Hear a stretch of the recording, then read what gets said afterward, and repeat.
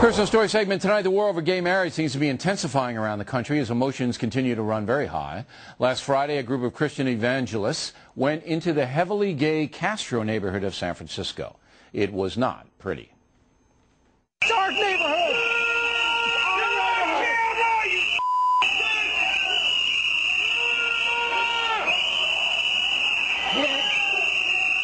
And we don't ever want them coming back.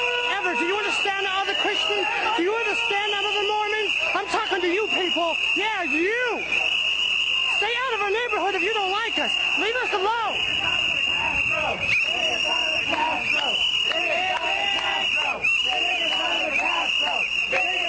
All right, joining us now from Los Angeles, actor Kirk, himself an evangelical Christian. His new movie, Fireproof, is a big hit for an independent film. It's a Christian theme picture that so far has grossed more than $30 million in the theaters. Now, you watch this gay marriage thing in California. That's where you live. And you're also in show business, and I assume you know a lot of gay people, and you know how the movie industry is sympathetic to gay marriage. How do you process all this?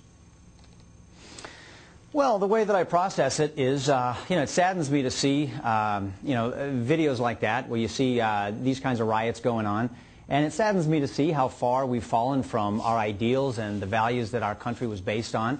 But my tactic tends to be to hold up a standard of what I think is right and what I think is true and give it the honor that it deserves, and people will tune into that. That'll resonate with people, and that's what I've been trying to do with this platform that I have in Hollywood. Now, would you go down to the Castro yourself and talk to gays like these Christian evangelicals did? They went down there to say to them, hey, look, you don't have to be gay. Why don't you be straight? And, God doesn't like this. And would you do that?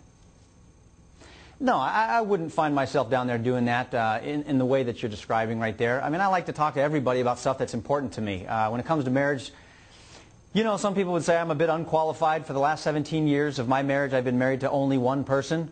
But I do believe that marriage is for one man and one woman for life, that's the way that it works best, and that none of us really have any authority to start redefining that kind of thing. Now, but, if finding myself down there in that spot, if a gay friend of yours said, well, listen, Kirk, I respect your opinion on that, but I have a different opinion, and I believe it's a civil rights issue, because that's what the gay lobby, and you don't have to be gay, a lot of straights that believe this too, say, look, it's the same thing as the civil rights. I want the same parity that heterosexuals have in every area, including marriage, and you don't have a right under the Constitution to deny me that. And you say what?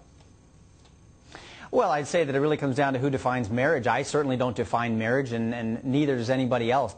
Marriage is not a new institution. It's been around for thousands of years, if not longer, and it's defined by God. None of us have the opportunity to redefine that without coming up against serious consequences and unraveling the fabric of our society. Now, they say, okay, but I don't believe in God. I'm a secularist, and you can't make laws in the United States based upon what God says. And then how will you answer? Well, we can make laws in our country based on what the majority of people say, and the majority of people in our country say that marriage is worth fighting for, and they did, and the definition of it stays. Would you say, though, if the laws were oppressive as they were against black Americans in, before the 60s, that the courts have a right to overturn the will of the people if the courts believe that the laws are oppressing homosexuals? Well, again, I'm not, your best go-to guy for political issues like this. For me, marriage it's a theological issue, it's a moral issue, it's a family issue, and marriage is what it is, and we understand what it is. And when we start playing with that, there's going to be serious consequences for it.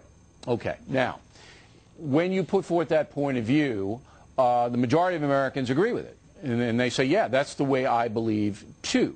Do you respect other people, these people, the gay people, who are peacefully... Look, I don't have any use, and you know this, for the people invading the churches and screaming into the cameras and threatening people. If evangelical Christians want to go on a public street in the Castro and say whatever they want to say, they have a perfect right to do that without some guy, we have freedom of speech, threatening them so the cops have to come. That's ridiculous. But if it's a peaceful demonstration, I don't have any problem with that. Do you? No. Listen, it's a free country. I mean, we have people fighting in other parts of the world to preserve our freedoms, to have freedom of speech. Now, that's healthy discussion. That's always good. I think so, too. I agree with you 100%. Now, the movie Fireproof is a phenomenon. It's a Christian-themed movie, and it's a big, big hit for an indie. Why is it a big hit? Well, that's the $30 million question everyone in Hollywood is asking right now. On a little micro budget, it did so well. And while some people would say, hey, it's just good family fare with not a lot of swearing and not a lot of violence or sex in it, I have a unique perspective in that I'm getting hundreds of emails in my inbox all the time from people whose marriages have been transformed. And what I'm hearing are two things. One, people are saying, my marriage is in huge trouble. My family's falling apart. There's no pain like family pain, and there's no joy like family joy. And this movie hits that subject and gives people a chance to get out of the wilderness of a failed marriage and find some hope. And they're tuning into that. Number two, it hits the #1 most unreached demographic in America. 84% of people profess to be Christians, and most companies are not making quality movies to reach those people. All right, I think you hit it. The movie is about, a guy whose marriage is transformed by a series of events, and Mr. Cameron plays the lead very effectively. Hey, it's always good to see you, Kirk. Thanks for coming in. Great to talk to you.